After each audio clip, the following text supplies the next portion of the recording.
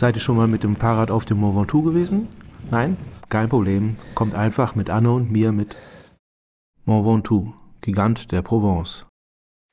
Wir starten auch direkt ohne Umschweife in den Tag. Guten Morgen, es ist 6:20 Uhr. Wir sind unterwegs. Tag 2, Urlaub, und heute geht's auf dem Mont Ventoux. Und das Wetter, wir sind mal sehr gespannt, was den Wind heute angeht. Aber bisher schon mal sehr super. Wie fahren wir heute? Wir fahren von Pernes-les-Fontaines 46 Kilometer bis Salt. Ab da zum Mont Ventoux und runter über Bédoin bis nach Hause. Am Ende sind wir 116 Kilometer und 2250 Höhenmeter gefahren.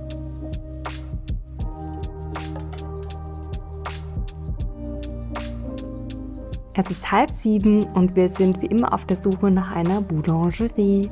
Hier sehen wir auch die ersten Marktbeschicker, die ihre Stände bereits aufbauen. Fündig geworden, und hier decken wir uns ein mit Pain au Chocolat und Brioche.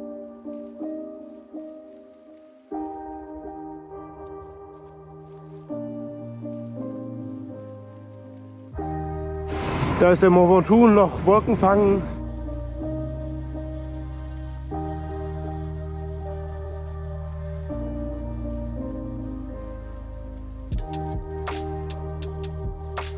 Die ersten 18 Kilometer bis zur Frühstücksbank.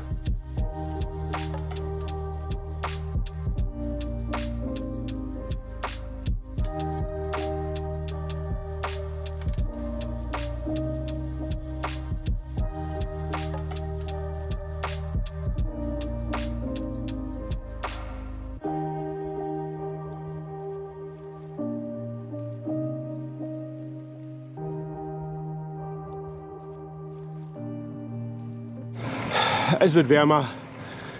Jacke aus, Armlinge aus. Ja, aber trotzdem noch frisch.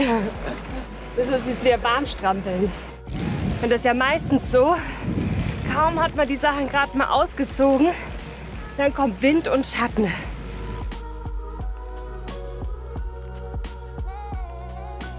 Das Höhenprofil des heutigen Tages.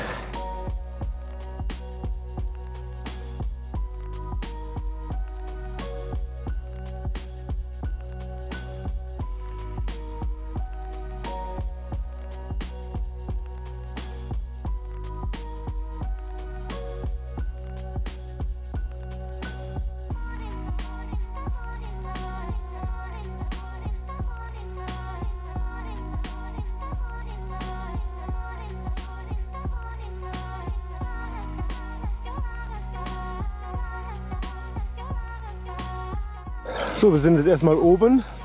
Jetzt geht es gleich eine seichte Abfahrt Richtung Salt, runter und dann wieder zum Mont Ventoux rauf.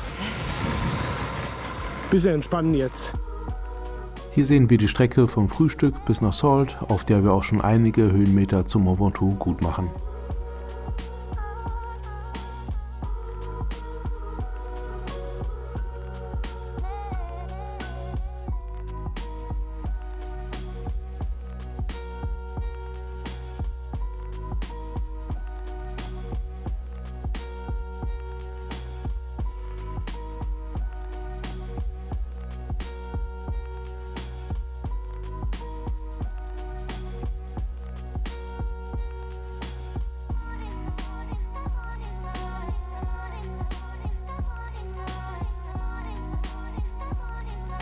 Wir fahren nach Salt rauf, kaufen da noch was. Ich hätte wohl was, aber Anne braucht noch ein bisschen Verpflegung.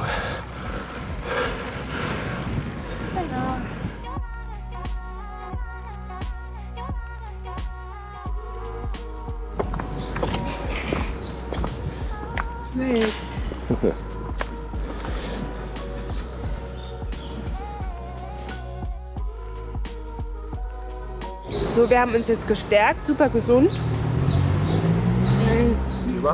Wie immer Haribo und Cola. Ja, und jetzt geht's gleich los. In Salt geht es dann noch einmal kurz runter, ehe es dann nur noch bergauf geht. Und um das Feeling auf dem Mont Ventoux besser rüberzubringen, gibt es ab jetzt die Original-Tonspur.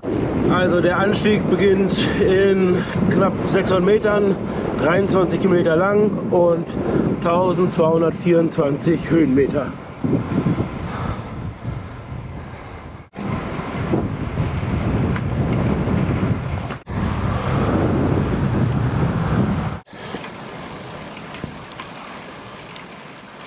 Wenn man Bilder vom Mont Ventoux sieht, sieht man insbesondere die kahle Spitze da oben. Aber ich glaube, viel vom Anstieg ist auch im Wald, ja, so wie hier, gar nicht mal so kahl. Irgendwann kommt die Baumgrenze und dann hören die Bäume auf. Ja, es geht ordentlicher Wind.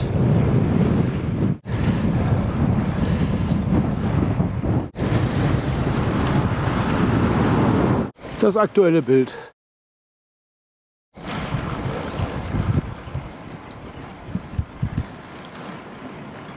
Das erste Stück im Wald war echt hart für mich. Kein Ausblick, ordentliche Steigung und der Hintern tat auch weh.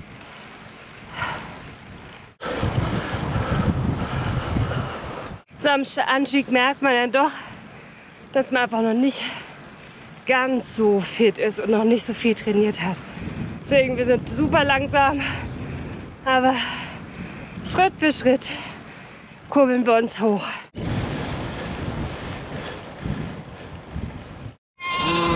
Mäh.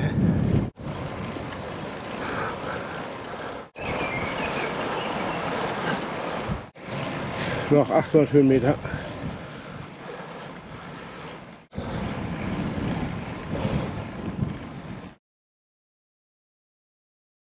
Bonjour.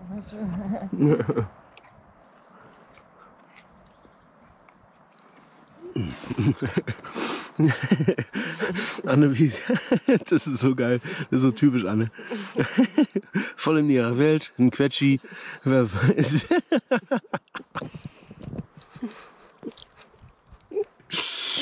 Also geil, manchmal sagt sie, ich weiß nicht, ich sag dann irgendwie, nimm einen Cliff Bar oder so oder was zu trinken. Nee, ich will jetzt einen Quetschi.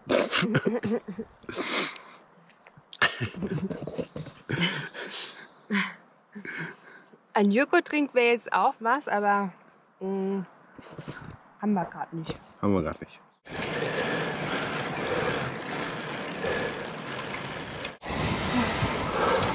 Ein bisschen Entspannung.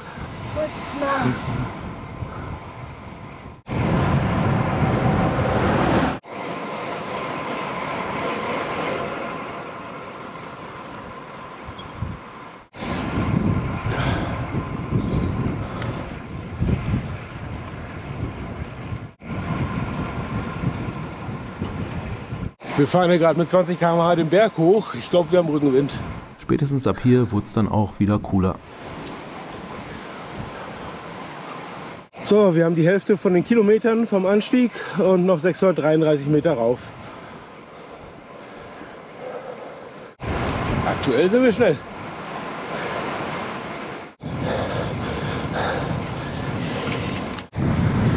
Wind.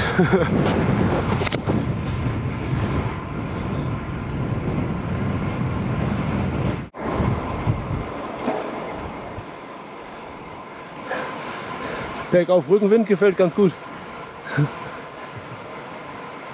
Wir werden noch Rekordhalter, wenn wir so weitermachen. Wir müssen aufpassen. Aufpassen. Aufpassen musst du mit Anne. Muss man so mit Anne sowieso immer.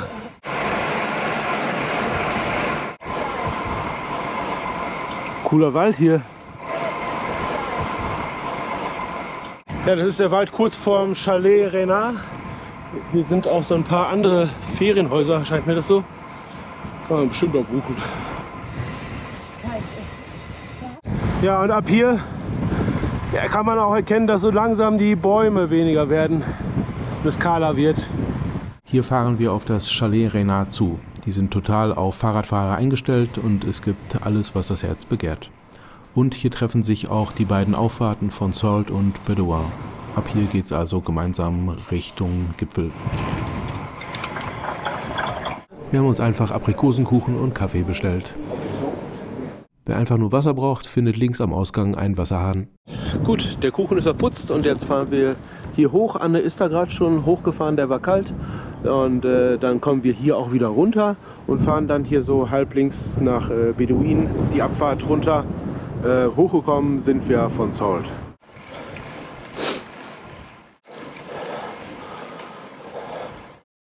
Witziges Schild.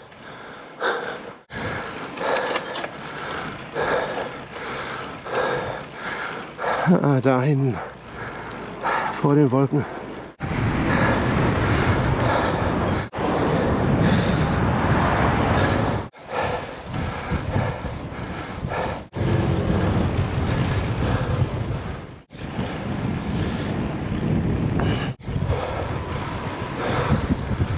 Oh. Steile Rampe.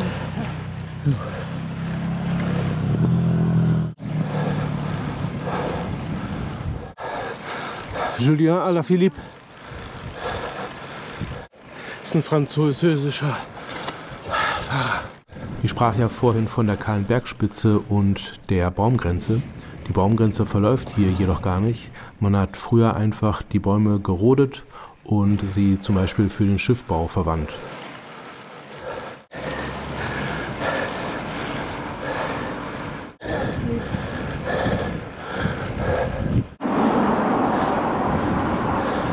Haha, da ist die Spitze. Ja, es ist schon geil, wenn man sich Monate auf so eine Tour freut. Und jetzt sind wir wirklich auf Mont Ventoux. Und jetzt heißt es genießen, aufsaugen.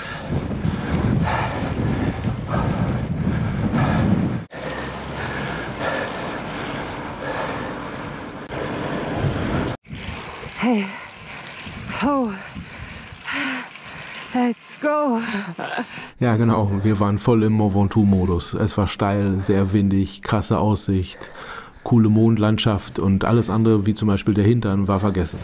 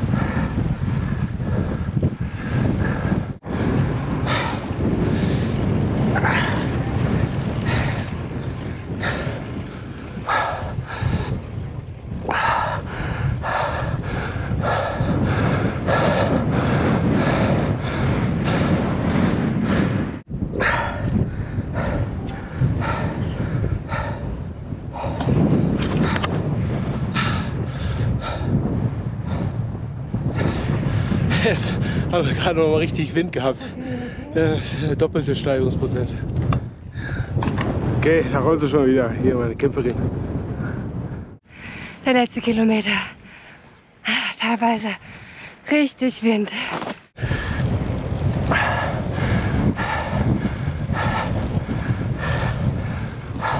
Ja, klar. Ganz einfach, ne? Also bei der Tour de France ist mal jemand hier gestorben früher. Ich glaube, das ist das, ja, die Gedenkstätte.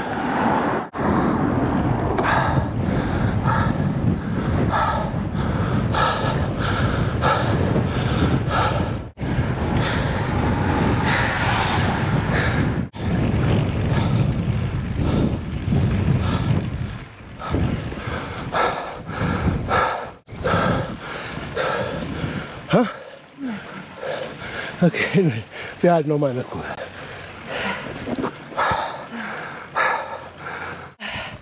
Leute, das ist richtig hart. So, gefühlt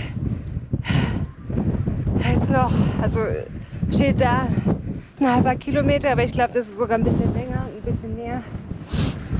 Mal sehen, haben wir gerade ein Foto von mir gemacht, aber der Blick ist schon atemberaubend.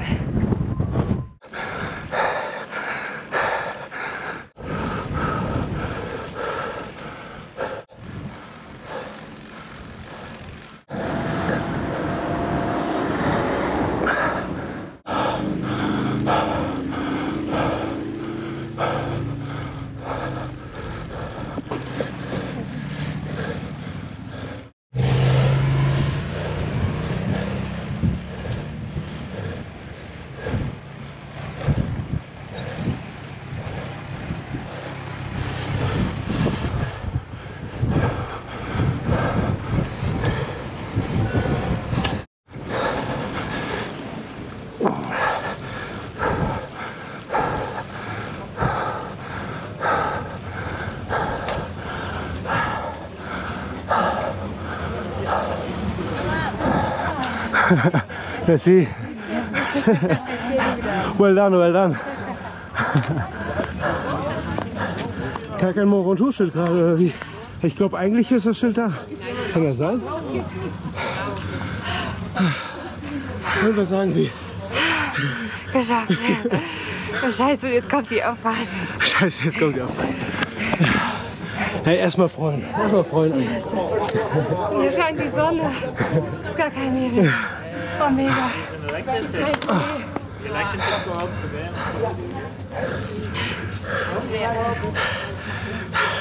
Hier sieht man die komplette Auffahrt von Salt bis zum Mont Ventoux.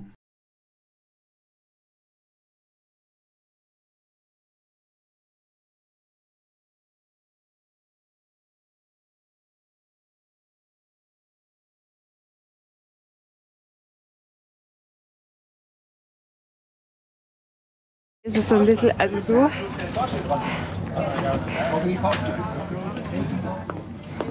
Es gilt einpacken für die Holy-Abfahrt. Okay, wir rollen wieder. Einmal eingepackt. Wir fahren mal hier einmal um den Pudding. Ich weiß nicht, ob man das macht.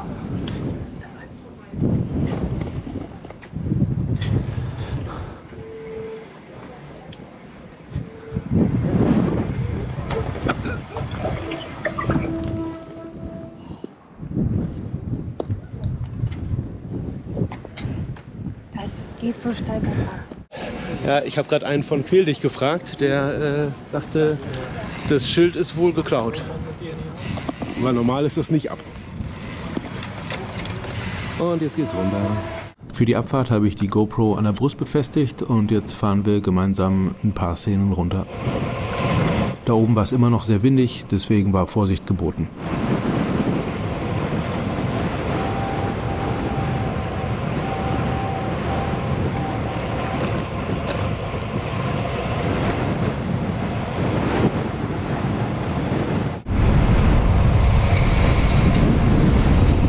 Der Rennradfahrer hat mich da überholt und ich habe den Spanngurt an seinem Sattel gesehen, der hing da gefährlich nah an seinem Hinterrad.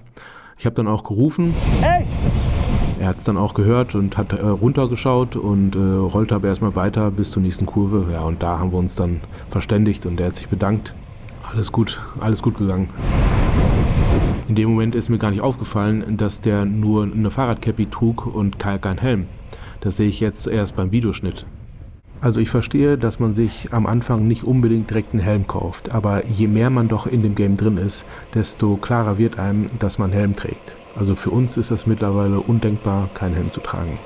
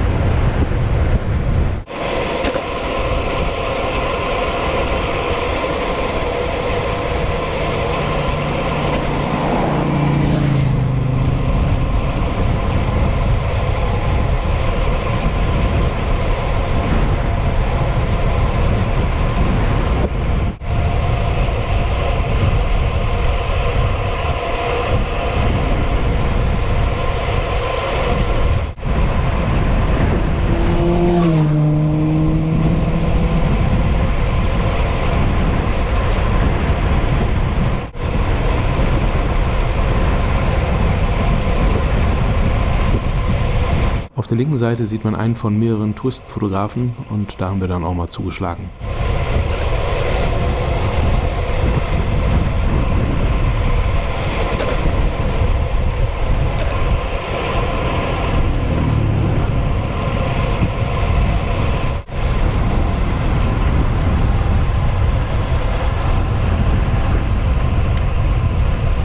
Und wieder zurück am Chalet Renard.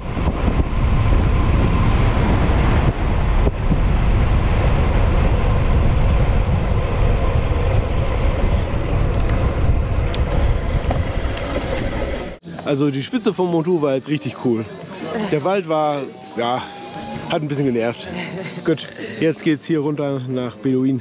Okay. Gut. Auf geht's. Off we go. Was? Off we go. Off we go, okay. Das ist Englisch. Gut.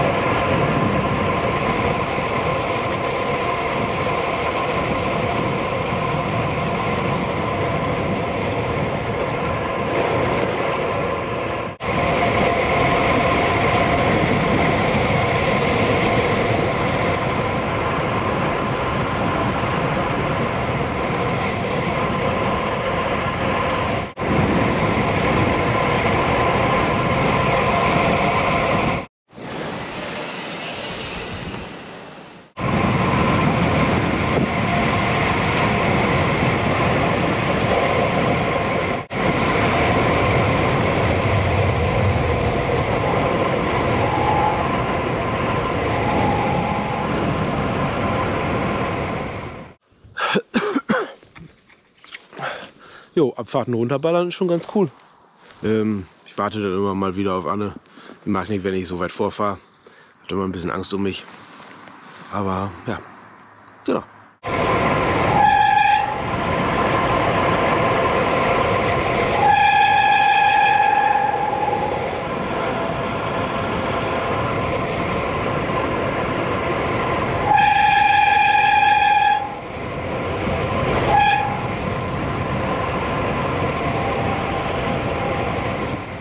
Hier sehen wir die gesamte Abfahrt bis nach Bédoin.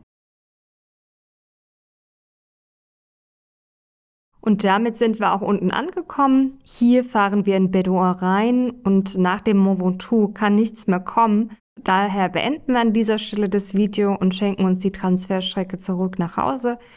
Der Mont Ventoux war richtig cool und können das nur weiterempfehlen, das auch mal auszuprobieren.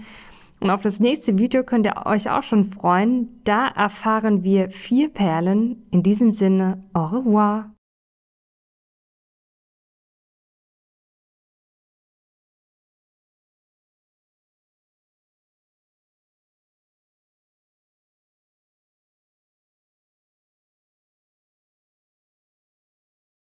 Der Vollkaskoschutz für dein Fahrrad von Helden.de. Alles online, jederzeit kündbar und keine Selbstbeteiligung. Und mit dem Code MADO9 sparst du dauerhaft einen Monatsbeitrag pro Jahr. Der Code gilt übrigens auch für alle anderen Versicherungen von Helden.de.